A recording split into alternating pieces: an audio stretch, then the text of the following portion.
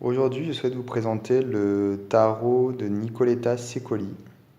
C'est une artiste italienne et c'est aux éditions Lo Scarabeo. Alors voici le petit livret qui est multilingue. Voilà, donc on a une toute petite introduction et ensuite la signification des cartes.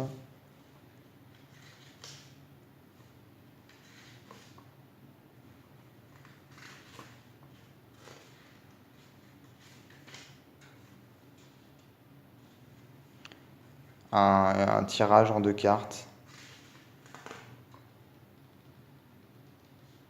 Et voilà.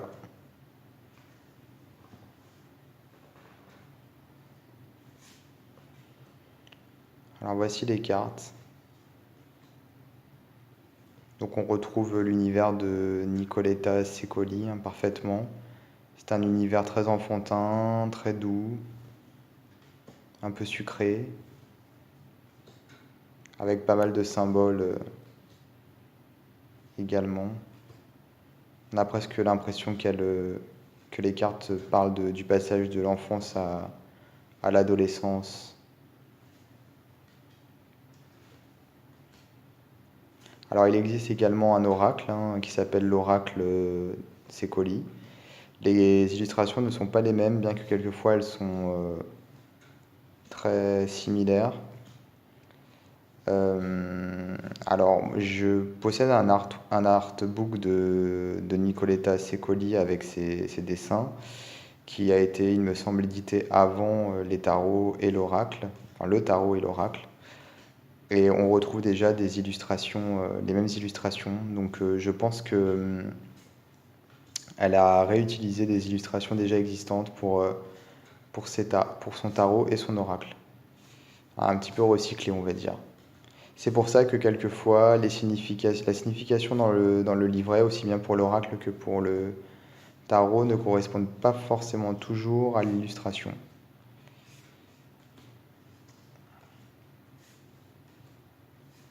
J'aime beaucoup les couleurs parce qu'elles sont un peu mates et très douces, voilà.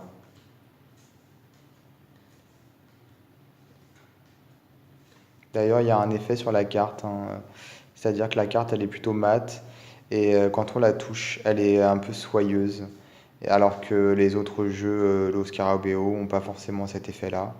Donc je pense que c'est voulu. Ça donne un effet très joli et très agréable au toucher.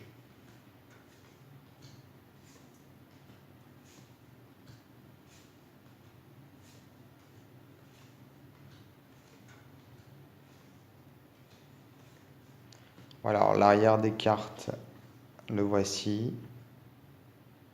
Puis là, en ce qui concerne la taille, c'est une taille Lo Scarabeo classique et une qualité également de chez Lo Scarabeo, c'est-à-dire pas ce qu'il y a de mieux, mais c'est passable. Voilà, n'hésitez pas à suivre ma chaîne YouTube pour être prévenu des prochaines vidéos mises en ligne. À bientôt!